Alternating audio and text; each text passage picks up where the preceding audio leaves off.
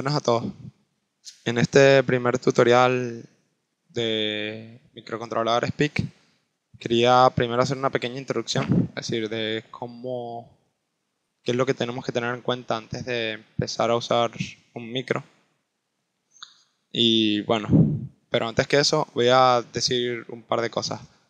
Primero que puede que cometa algún error o alguna equivocación.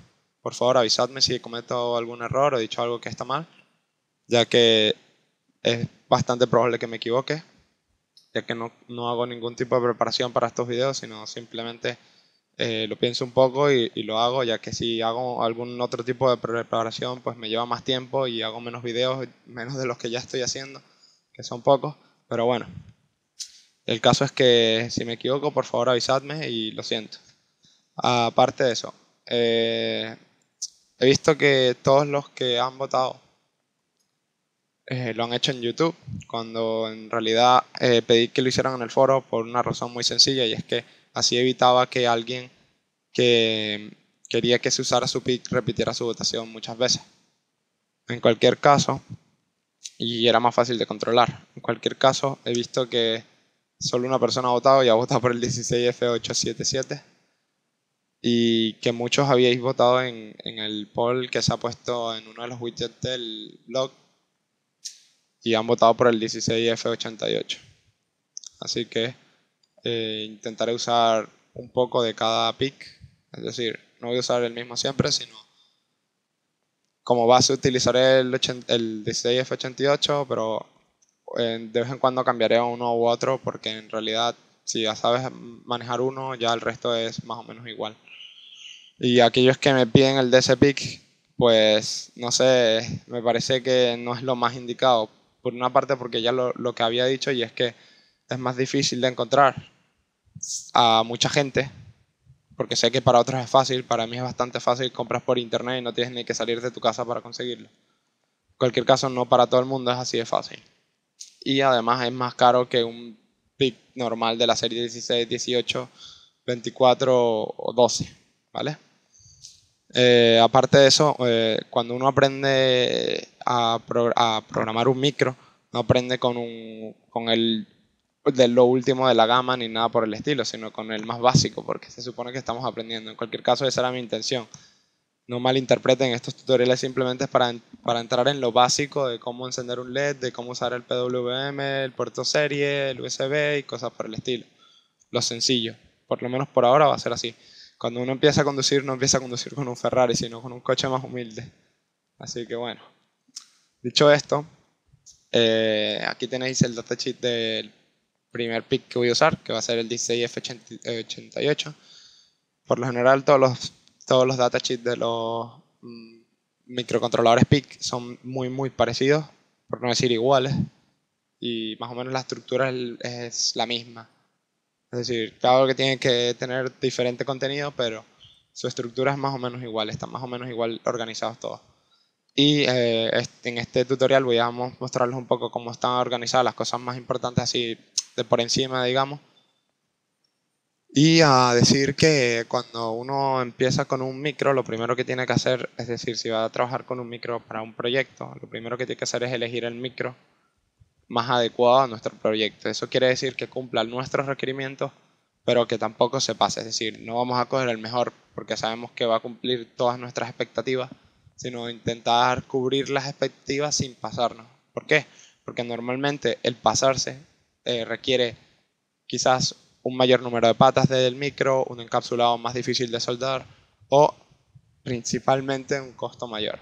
Entonces, si lo que queremos es encender un LED, abrir una puerta, cosas por el estilo, no vamos a usar un micro que cuesta 40 euros y que sobrepasa nuestras necesidades muy por encima, porque ese no es un diseño realmente bueno, digamos. En cualquier caso, lo que hay es que intentar buscar un micro que se ajuste a nuestras necesidades. Para ello, muchos digamos, fabricantes tienen distintos métodos de búsqueda de sus micros, entre los cuales está la búsqueda paramétrica, muchos de ellos, los cuales nos permite elegir, por ejemplo, el número de puertos mínimo que queremos que tenga el micro, la memoria mínima que queremos, la máxima velocidad, el consumo y cosas por el estilo. Entonces, nosotros, de acuerdo a nuestras necesidades, hacemos una búsqueda paramétrica y en lo último nos quedarán unos pocos micros que cumplan nuestros requerimientos sin pasarnos. Y ahí es cuando entramos a esta parte, y es que en la mayoría de los microcontroladores que hay por ahí, tenemos en el datasheet, en una de las primeras páginas, una hoja de resumen con sus características, como ocurre en datasheet de cualquier otro integrado o de cualquier otro componente, digamos. En este caso, tenemos el PIC 16F88, en el cual nos muestra, por ejemplo, las, digamos, características de bajo consumo que tiene este micro, que tiene la tecnología nanowatt de Microchip, que es una tecnología que se supone que hace que el consumo sea inferior y que funciona con bajas tensiones, por ejemplo, como este que funciona a partir de 2 voltios. Y nos dice, por ejemplo, en esta parte el consumo de corriente a una frecuencia determinada, el consumo en los distintos modos de funcionamiento, cuando está dormido, 0,1 microamperio a 2 voltios, el consumo del timer 1, del oscilador timer 1 a una frecuencia determinada, una tensión determinada y sucesivamente. Además tenemos, por ejemplo, los osciladores. ¿Qué osciladores podemos usar con este micro? Externo de cuarzo o externo de cualquier otro tipo, RC, o en este caso concreto del 16F88.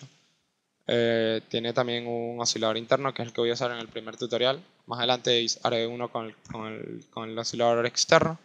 En cualquier caso es prácticamente lo mismo. Lo único que hay que tener en cuenta que para decidirnos en cuál oscilador usaré, si tenemos el oscilador, el coste que conlleva y la precisión que necesitemos, así como la velocidad máxima que vamos a utilizar, ¿vale? Después tenemos, por ejemplo, los periféricos que tiene, conversor de 10 bits, analógico digital, 7 canales, un comparador de 16 bits, el PWM con una resolución de 10 bits y ese tipo de cosas. RC232, si tuviéramos USB, pues USB. Aquí vemos las características que nos permiten compararlo con otro micro que haya salido en nuestra búsqueda paramétrica, que digamos que no sabemos decidirnos. Ahora, otra parte importante es el encapsulado. Hay que saber elegir qué encapsulado. Sabemos soldar SMD, SMD, SMT. Sabemos solo que vamos a mandarlo a fabricar. Es más fácil conseguir este tipo. ¿Cuánta potencia va a disipar? Por lo general la potencia no es un problema en el caso de los microcontroladores porque no son de potencia, sino más bien de procesado. En cualquier caso, si no sabemos soldar un QFN, por ejemplo, de 28 pines, pues nos vamos a un DIP, que es el típico que se pone en una protoboard y es el que voy a usar en este caso. Que más adelante intentaré usar alguno SMD, haré una plaquita y utilizo uno SMD, pero por ahora voy a usar el DIP, que es el que normalmente la gente con el que se inicia, porque es el más sencillo de obtener y de poner en funcionamiento, digamos. En cualquier caso, ya dependerá de nuestro proyecto. Otra cosa importante, bueno, que no he dicho, aparte de esto, es que en las patillas, estas patas nos indica qué función puede tener cada una de esas patas. Por ejemplo, el RA1 es digamos, la primera entrada del puerto, no la primera, sino la entrada 1 del puerto digital A. Por eso se llama RA1. La RA0 es la entrada 0 del puerto digital, entrada o salida, porque en este caso son bidireccionales los puertos digitales. Y lo mismo con RB, puerto B. Si tuviéramos RE, pues el puerto E, RD, puerto D, eso depende del número de puertos que tengamos, que va a depender del número de patillas que tengamos en el micro.